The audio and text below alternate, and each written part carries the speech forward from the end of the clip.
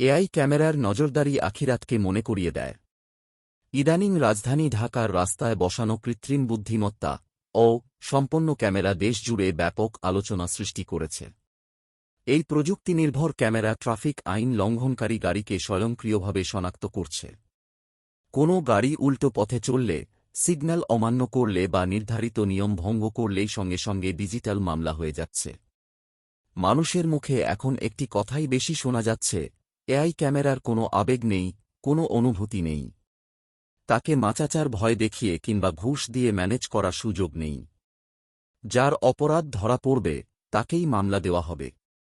এই বাস্তবতা আমাদের আখিরাতের জবাবদিহির কথাও গভীরভাবে স্মরণ করিয়ে দেয়। কারণ মানুষের দুনিয়াবি অপরাধ যেমন ক্যামেরায় ধরা পড়ে, তেমনি মানুষের প্রতিটি কাজ মহান আল্লাহর দরবারেও সংরক্ষিত হয়ে যাচ্ছে। পার্থক্য হল দুনিয়ার ক্যামেরার শক্তি সীমিত, তার অ্যালগোরিদম পরিবর্তন করিয়ে বা হ্যাক করে ফাঁকি দেওয়া সম্ভব, কিন্তু আল্লাহর নজরদারি সর্বব্যাপী ও নির্ভুল। মহান আল্লাহ মানুষের প্রকাশ্য ও গোপন সব কর্মকাণ্ড সম্পর্কে অবগত। কোনো কথা, কোনো দৃষ্টি, এমনকি অন্তরের গোপন চিন্তাও তাঁর অজানা নয়। আল্লাহ তাআলা বলেন, নিশ্চয়ই আল্লাহ তোমাদের ওপর সর্বদা তীক্ষ্ণ দৃষ্টি রাখেন। সূরা আন-নিসা আয়াত 1। শুধু এই আয়াত নয়, পবিত্র কোরআনের আরও বহু আয়াতে মহান আল্লাহর সার্বক্ষণিক নজরদারির কথা উল্লেখ রয়েছে। দুনিয়ার ক্যামেরা হয়তো কোনো নির্দিষ্ট সড়ক বা মোড়ে সীমাবদ্ধ, কিন্তু আল্লাহর দৃষ্টি আকাশমিনের সবকিছু পরিবেষ্টন করে আছে। অন্ধকার রাত, বন্ধ ঘর, নির্জন স্থান কিংবা মানুষের অন্তরের গোপন ইচ্ছা, কোনো কিছুই তাঁর জ্ঞানের পরিধির বাইরে নয়। মহান আল্লাহ মানুষের সঙ্গে এমন কিছু ফেরেশতা নিযুক্ত করেছেন, যারা মানুষের প্রতিটি কথা ও কাজ লিখে রাখেন। তাঁরা কখনো ভুল করেন না, ক্লান্ত হন না এবং কারো প্রভাবেও প্রভাবিত হন না। পবিত্র কোরআনে ইরশাদ হয়েছে, মানুষ যে কথাই উচ্চারণ করে তা গ্রহণ করার জন্য তার কাছে সদা প্রস্তুত প্রহরী রয়েছে। সূরা কাফ আয়াত 18।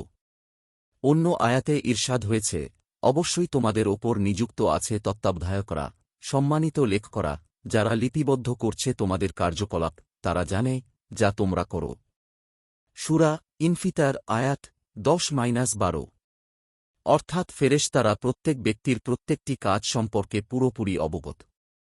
সব জায়গায়, সব অবস্থায়, সব ব্যক্তির সঙ্গে তাঁরা এমনভাবে লেগে আছেন যে তারা জানতেই পারছে না কেউ তাদের কাজ পরিদর্শন করছেন। কোন ব্যক্তি কোন নিয়তে কি কাজ করেছে তাও তাঁরা জানতে পারেন। তাই তাঁদের তৈরি করা রেকর্ড একটি পূর্ণাঙ্গ রেকর্ড। এই রেকর্ডের বাইরে কোনো কথা নেই। আজকের এআই ক্যামেরা যেমন ভিডিও ফুটেজে অপরাধ দেখিয়ে দেয়, আখিরাতেও মানুষের আমলনামা তার সামনে খুলে ধরা হবে। তখন মানুষ নিজের অপরাধ অস্বীকার করার সুযোগ পাবে না। কিয়ামতের দিন মানুষ নিজেই নিজের বিরুদ্ধে সাক্ষী হবে।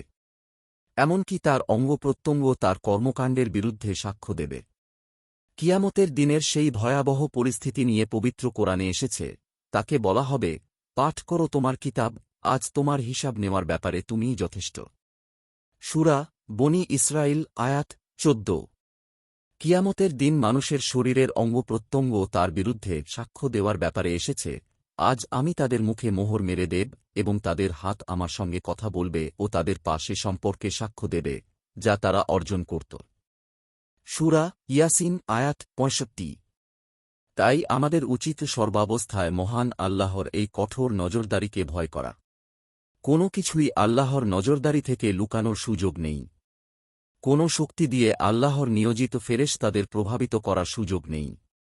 মানুষ দুনিয়ায় অনেক সময় ক্ষমতা, সম্পর্ক বা ঘুষের মাধ্যমে শাস্তি এড়িয়ে যেতে পারে, কিন্তু আখিরাতে কোনো সুপারিশ, কোনো প্রভাব, কোনো প্রতারণা কাজে আসবে না। আল্লাহর নিয়োজিত ফেরেশতাদের তাঁর হুকুমের বাইরে এক চুলও নড়ার কোনো সাধ্য নেই। দুনিয়ার নজরদারির আওতায় থাকলে মানুষ অপরাধ করতে ভয় পায়। রাস্তায় ক্যামেরা বসানোর পর যেমন অনেকে মামলার ভয়ে ট্রাফিক আইন মানতে শুরু করেছে, তেমনি প্রত্যেক মুমিনের উচিত সর্বাবস্থায় মহান আল্লাহর নজরদারির কথা স্মরণ করা। সব ধরনের গুনাহ থেকে নিজেদের বিরত রাখা। মহান আল্লাহ সবার অন্তরে আল্লাহর ভয় ও ভালোবাসা সৃষ্টি করুন। আমিন। আপনার একটি শেয়ার হয়তো কারো জীবন বদলে দিতে পারে। সাদকায়ে জারিয়া সওয়াব পেতে ভিডিওটি শেয়ার করুন।